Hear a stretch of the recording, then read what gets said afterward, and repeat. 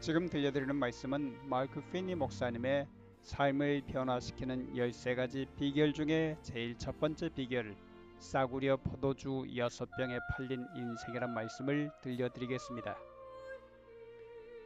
술 중독에 걸린 부모에게서 시베리아의 한 촌구석에 버려진 10대의 소년 알티옴은 자신의 장래가 시베리아의 겨울처럼 살을 애는 듯한 추위 속에 버려진 것처럼 생각되었습니다. 그러다가 그는 삶을 변화시켜주는 비결, 즉 하나님께서 그를 생각하고 계신 것, 또 우리에 대한 하나님의 관심은 끝이 없음을 배우게 되었습니다. 시베리아의 모진 바람이 커다란 눈보라가 되어 사정없이 불어닥쳤습니다.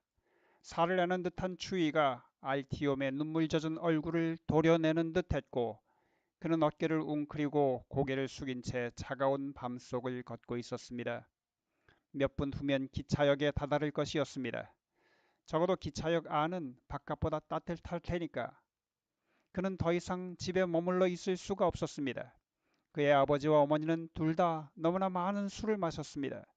그의 삶은 생물, 수학, 문학, 러시아 역사 같은 과목을 배우는 러시아의 학생들과 비슷한 것 같았지만 전혀 그렇지 않았습니다. 그는 그의 부모님과 부딪히지 않으려 굉장히 애썼습니다. 그의 부모는 너무 자주 술을 마셨고 술만 마시면 그를 괴롭혔습니다. 알티옴은 무언가가 잘못되었다는 것을 몰랐습니다. 그는 그저 생존하기 위해 발부둥치는 소년에 불과했습니다. 그는 그럴 때일지라도 그가 알지 못했던 하나님께서 시베리아의 한 공산주의자 아이인 자신을 주시하고 계셨다는 것을 알 리가 없었습니다. 알티옴이 9살이었을 때 그의 부모는 서로 헤어졌습니다. 알티옴과 그의 여동생 나디아는 엄마와 함께 살았는데 엄마는 자신들을 혼자 내버려 두신 적이 너무 많았습니다. 일정한 직업이 없는 엄마는 거의 날마다 술을 마셨습니다. 어느 날 술에 취한 엄마는 4살 난 나디아의 출생 증명서를 나디아가 입고 있는 코트 주머니 속에 쑥 꽂아 넣어서 기차역에다가 갖다 버렸습니다. 알티옴의 부모는 알티옴을 책임지는 문제를 두고 계속 다투었습니다. 둘 다 서로에게 알티옴을 책임지라고 하며 다투다가 끝내는 알티옴의 몸값을 싸구려 포도주 6병 값, 즉 6불 남짓한 가격을 붙여 알티옴의 엄마가 알티옴을 남편에게 팔고 떠나버린 것입니다. 알티옴에겐 아무 희망이 없어 보였습니다. 무신론자요 공산주의자인 술주정뱅이 부모에게서 태어나 싸구려 포도주 6병에 팔려버린 그의 운명은 시작부터가 문제였습니다. 그런 상황에서 어떤 희망이 있겠습니까? 그러나 성경의 하나님 안에는 희망이 있습니다. 그분은 내가 과연 너희를 버리지 아니하고 과연 너희를 떠나지 아니하리라 라고 히브리서 13장 5절에 약속하신 분이십니다.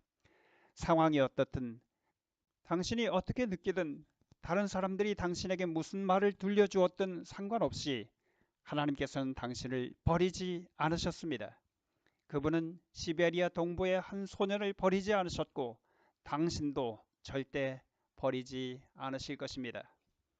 성경의 선지자 이사야는 한 단계 더 나아갑니다. 우리에게 다시 한번 확신을 줍니다. 이사야 41장 10절에 두려워 말라 내가 너와 함께 함이니라 놀라지 말라 나는 내 하나님이 됨이니라 내가 너를 굳세게 하리라 참으로 너를 도와주리라 참으로 나의 의로운 오른손으로 너를 붙들리라 라고요. 우주의 하나님 만물의 창조주께서 당신을 끔찍이도 돌보고 계십니다. 그분은 당신이 슬픔과 낙담 가운데 있을 때 당신 곁에 계십니다. 당신을 굳세게 하고 도와주기 위해 당신 곁에 계십니다. 당신은 당신 삶의 원수들과 홀로 싸울 필요가 없습니다. 혼자 난관들을 직면할 필요가 없습니다. 하나님께서 당신을 굳세게 하고 도와주며 붙들기 위해 당신 곁에 계십니다. 삶의 모든 풍파에서 당신을 보호하기 위해 당신 곁에 계십니다. 알티옴은 고등학교에 다닐 때 공산당 청년 조직인 콤소몰에 가입했습니다. 그는 학교에 있는 다른 청년들을 감시하는 임무를 맡게 되어 동료들의 사생활을 일일이 공산당 지도자들에게 제출해야 했습니다.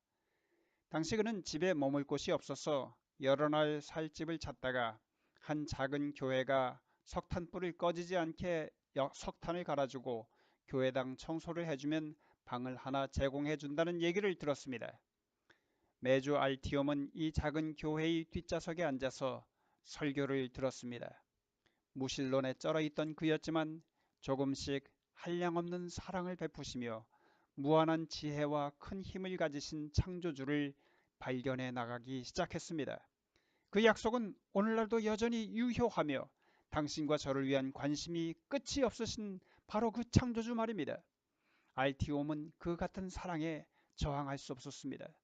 저항할 수 없는 하나님의 사랑에 마음을 연 그는 헌신한 그리스도인이 되었습니다. 사는 것이 쉽지만은 않습니다.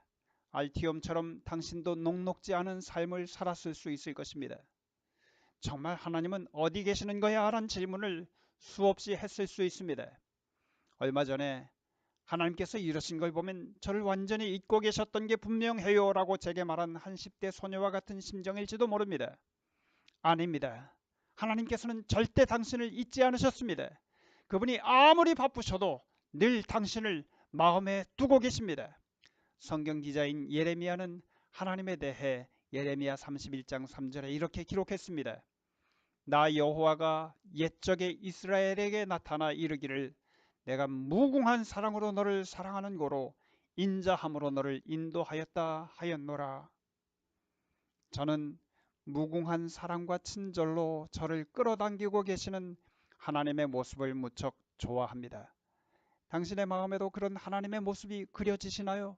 지금 당신 앞에 서셔서 당신에게 오라고 손짓하고 계시는 그분의 모습이 그려지십니까? 사단이 하나님은 당신이 잘못하기를 기다리는 복수하시는 재판장으로 보여지게 하려 할 때 이 성경절을 기억하십시오. 하나님은 무궁한 친절로 당신을 끌어당기시는 분이시라는 것을. 출애굽기 34장 6절에 여호와께서 그의 앞으로 지나시며 반포하시되 여호와로라 여호와로라 자비롭고 은혜롭고 노하기를 더디하고 인자와 진실이 많은 하나님이로라고 했던 모세의 경험도 기억하시기 바랍니다. 당신에 대한 모든 것을 아시는 하나님께서는 당신을 가장 사랑하십니다.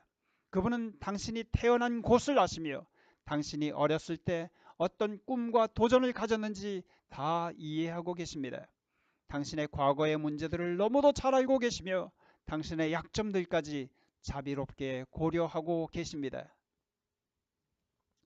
오늘날 수백 명의 과학자들은 가장 지성적인 분이 지금 이 순간 세미한 음성으로 자신들의 마음에 그 음성을 들려주고 계시는 동안 아주 복잡하고 값비싼 기구들을 외계로 쏘아 올리며 외계에 지성적인 존재가 없다는 것을 증명하려 하는 것은 얼마나 아이러니합니까? 그걸 생각하면 정말 얼마나 놀랍습니까? 다윗은 시편 33편 6절에 말합니다. 여호와의 말씀으로 하늘이 지음이 되었으며 그 만상이 그 입기운으로 이루었도다. 저가 바닷물을 모아 무더기같이 쌓으시며 깊은 물을 곳간에 두시도다. 얼마나 놀라운 능력입니까?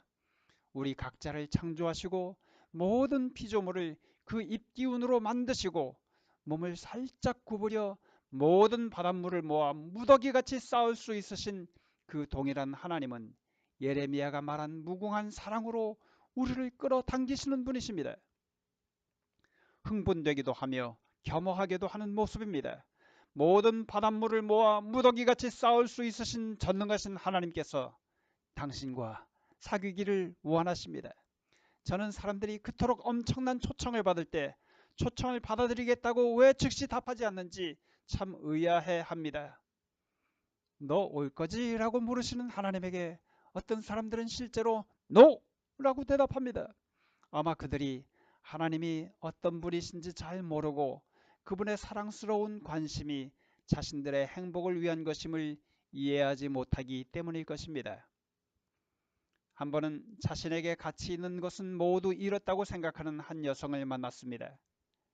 그런데 설상가상으로 그녀에겐 답을 알지 못하는 질문이 있었습니다. 왜 하나님은 이 모든 일이 일어나게 하셨는가요? 이런 일이 일어나지 않도록 막을 수 없으셨던 건가요? 도대체 이 일이 일어날 때 하나님은 어디 계셨었나요? 낙담과 혼돈 가운데 그녀는 그리스도인 상담자를 찾아 자신의 이야기를 쏟아 놓았습니다. 하나님은 어디 계셨나요? 왜 제 기도를 응답하지 않으신 건가요? 그녀는 너무 많은 것을 여쭤볼 수 없었습니다. 하나님께서는 아주 쉽게 대답할 수 있으셨는데 말입니다. 그리스도인 상담자가 몸을 숙여 그녀의 얘기를 듣다가 심각한 표정으로 대답했습니다.